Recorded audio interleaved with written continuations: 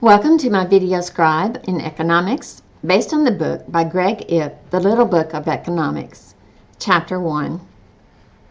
I have to be honest, the only thing I remember from undergraduate economics is those supply and demand graphs can be extremely complicated. So you can imagine that I found Ip's book small in stature and big on ideas.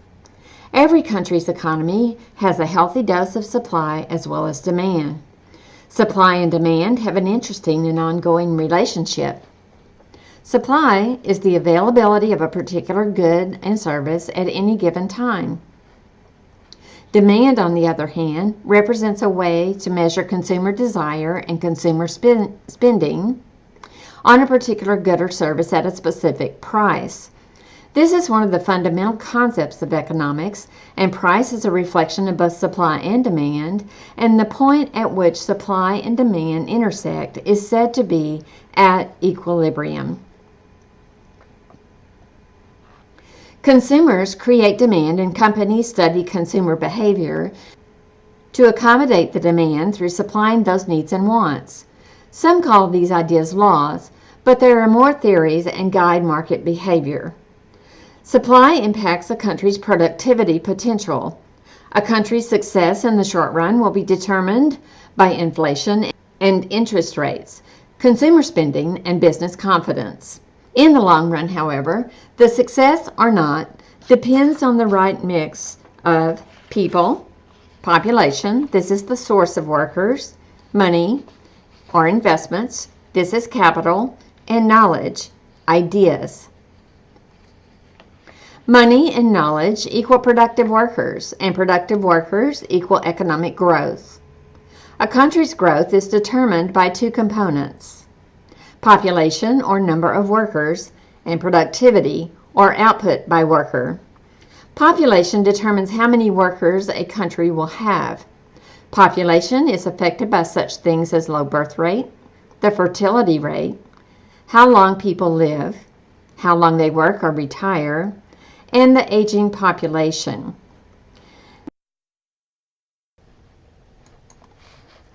At one time in its history, China controlled population through its one-child-only law, which allowed couples to have only one child in their family. Obviously, policy can impact population, and population impacts economic growth. Let's discuss economic growth. Productivity, or output per worker, determines how much each worker earns. Potential output is how much a country can produce with its existing labor force. And the rate of growth over time is potential growth. So if the labor force grows 1% a year and its productivity by 1.5%, then potential growth is 2.5%, representing a growing economy. However, a large population does not always make a country rich. The productivity of the citizen does. There could be a small but productive population in one country whose output equals or surpasses that of a large but unproductive population, in spite of the fact that larger populations have more workers. Next is the impact of capital. Capital raises productivity because of investments in land, building, or equipment. However, when someone invests $1, it has to come from somewhere. So that means someone else has saved $1. Thus, another ingredient of growth is saving.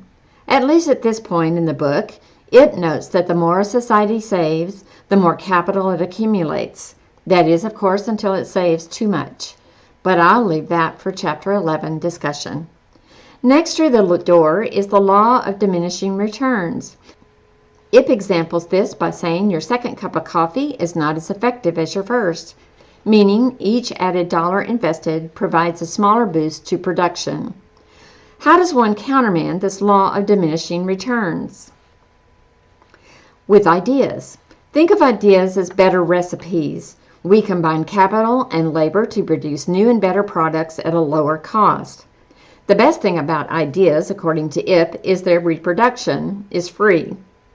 Certainly at this point, I must depart from the author on this one because education is not cheap, and in my opinion, good ideas are more likely to be generated from some type of knowledge-building process, whether a think tank, a research university, or a corporate research and development department.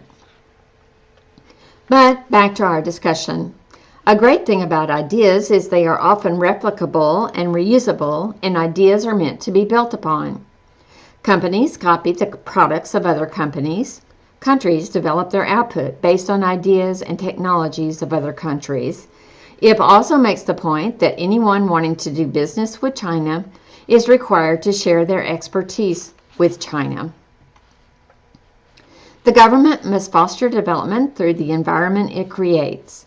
And how do they do that? There are three elements. Human capital, countries investing in education and training for enhanced productivity. Second is the rule of law, investors investing in what they know has rewards of longevity.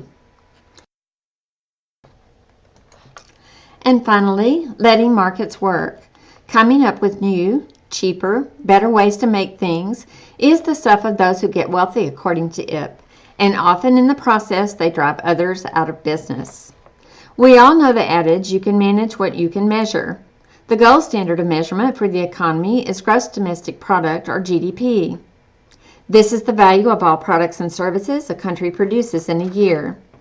GDP can be measured in two ways. First, we have expenditure-based GDP. This is the total of all money spent on goods and services and is the most commonly used measure of GDP. The formula for expenditure GDP is made up of consumption, plus investment, plus government spending, plus net assets, which is exports minus imports. This is explained by consumption by householder. This is comprised of both durable goods, such as cars and computers, and non-durable goods, such as clothing and food. Government spending is expenditures by state, local, and federal authorities on defense and non-defense goods and services, such as military needs, health care, and education. Investment by businesses is spending capital by companies for assets with useful lives of more than 1 year, including real estate, equipment, production facilities, and plants. And final element of the equation is net exports, which is determined by exports minus imports. The second type of GDP measurement is income-based, which is explained that expenditures of an economy should equal the income received through production of goods and services. 4 factors are represented in this formula as determined by national income, which is the sum of all wages plus rents and profits. Sales tax, although some contest the use of sales tax in this formula, more often than not, sales tax is included. And depreciation, which is an accounting exercise of allocation of the cost of a tangible asset over its useful life. And then we have net foreign factor. This is the difference between gross national product, or GNP, and gross domestic product, GDP. As you might imagine, some disagreement exists about how to arrive at GDP, what its value is, and whether it is real numbers are adjusted for inflation or actual numbers.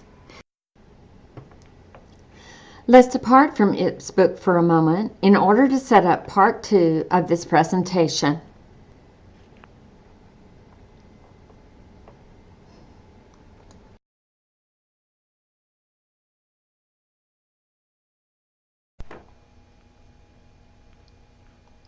And now we will discuss part 2 of the presentation, Economic Growth and Sustainability. Hunter Lewis, in his book called Economics in 3 Lessons and 100 Economic Laws, called the first law to be that of sustainability, and he goes on to explain the importance and place of sustainability in economics. In 1987, a former Norwegian Prime Minister, Brundtland, presented a report to the United Nations entitled Our Common Future. She observed that the environment where we live and the economic development of what we do are inseparable. I don't know about you, but I often tend to limit sustainability to the environment. Sometimes I feel like it's just one of those words that gets thrown around a lot without any real understanding of its depth and breadth. So what is sustainability? As defined in the Brundtland report, sustainability is development that meets the needs of the present without compromising the ability of future generations to meet their own needs. I will address 3 elements of sustainability as presented by the 2005 World Summit on Social Development at the United Nations General Assembly. First is people, or human sustainability, and some call this the social pillar. It is maintenance of human life and balances individual needs with the needs of greater humanity. This means the preservation of man through education, laws and ethics, and recognizing our role in sharing the world. The second type is environmental, or a valuable natural environment. This involves taking care of our surroundings, the wise use of resources, taking care of what we have, such as controlling trash and litter, and reducing pollution and conserving water. And finally, we have economic sustainability. This is using best practices in the use of our resources through equitable distribution and allocation of resources to provide long-term benefits and maximize profits, sustain populations, and create a strong standard of living for our populations. Each of these aspects do overlap and require a comprehensive understanding to successfully manage a viable society. Sometimes these different types of sustainability clash. The clash of economic growth and environmental degradation is an ongoing conversation. When economic growth degrades the environment, the most likely mediator is sustainability. It is not unusual for the discovery of natural resources to cause a migratory rush to some area for work. For example, an integral part of California's history is termed the Great Migration, where by some accounts as many as 20 million people headed west looking for work and a better life. Though a fictional tale, the John Steinbeck narrative of migrant movement, The Grapes of Wrath, is a representative reality of a part of California's history, where Depression-era farmers whose farms were destroyed by drought and dust storms travel west with the promise of work and a better life. Some worked in the vineyards and fruit farms in the southern parts of California, but some traveled north and ended up in Humboldt County, California, ready to take their place in the logging economy there. Soon the economy thrived. Schools and roads were built, municipal services were made available, and all looked great for those haunted by the memories of hunger and poverty. Generations of loggers cutting trees systematically raped the land and inevitably drew the attention of the environmentalists. The environmentalists doubled their efforts in order to protect the habitat of the endangered spotted owl, as well as limiting other industries in the area, such as those specific to fishing, in an effort to maintain the integrity of the forest. In 1991, District Judge Wire prohibited national forest timber sales in a protective move for potential spotted owl habitat and set off years of litigation over animals and plants, which cohabitated with the beautiful trees of the Pacific Northwest. When Maxam came in, they went from logging 150 acres a year to a high of 1,500 acres a year. And it was just a blowout of the whole watershed. Timber wars? My gosh, it's timber devastation. They won. They won the ability to log. The repercussions of the headwaters is just so devastating to almost everybody. Those of us that are living there, we know it, but we're small, we're insignificant, we aren't heard, and we definitely are not heeded.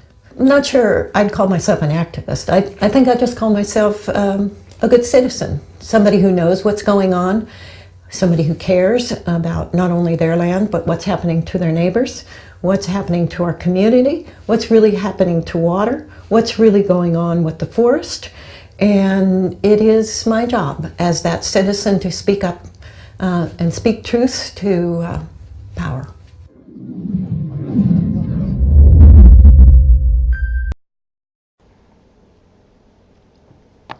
As environmental restrictions slowly dried up the logging industry, many families whose history was a part of the logging efforts had to either move away, which caused the decline of some cities in the area, or find an alternate way of earning a living. The largest logging company eventually declared bankruptcy.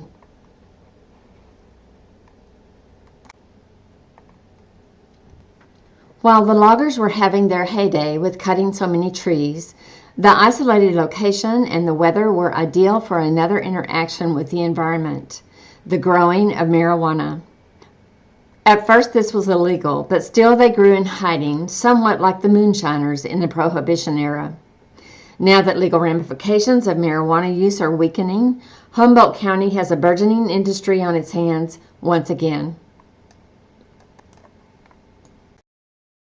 Individuals and groups have done a ton of work, both in the Eel and in other watersheds around here, trying to put things back in shape so that after the near devastation of the timber industry, especially in the 50s and 60s and 70s, we could get stream conditions back and hopefully get the salmon back in real numbers.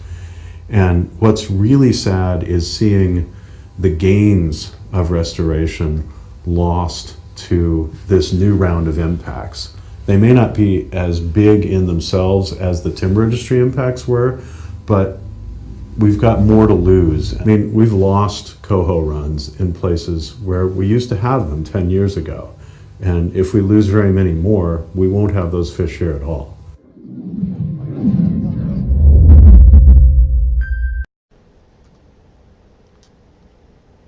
Just as there was violence in the logging economy, so violence is prevalent among the illegal and legal growers and the small farmers in large industrial concerns moving into the Humboldt area.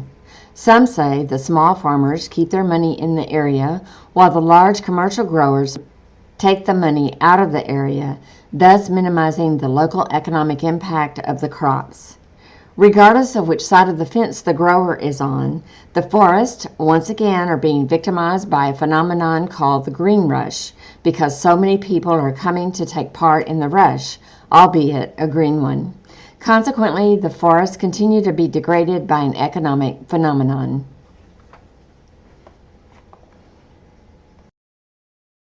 But we are mainly a production county. Production at one point, especially in the medical realm, by the locals, I'm talking about the true locals, was to have a sustainable, small business producing marijuana for medicinal use. But what has happened is industrial, commercial-minded folks have moved into the county and have made it very clear that their tendency is to grow large industrial grow sites with no consequence or no consideration of the environment to make, it's like the gold rush days, to make money and get the heck out. Today, I think it's a different game. I think we have people out there that are more dangerous. But I'm talking about the large industrial grow sites, the ones that are backed by organized crime, that type of thing.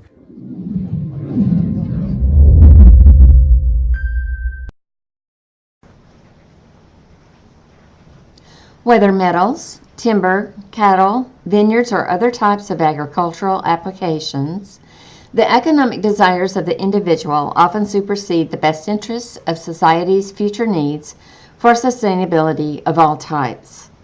My challenge to you is to consider this story I have loosely put together and discuss how each of the three types of sustainability I cited is impacted by what has and is happening in the Pacific Northwest.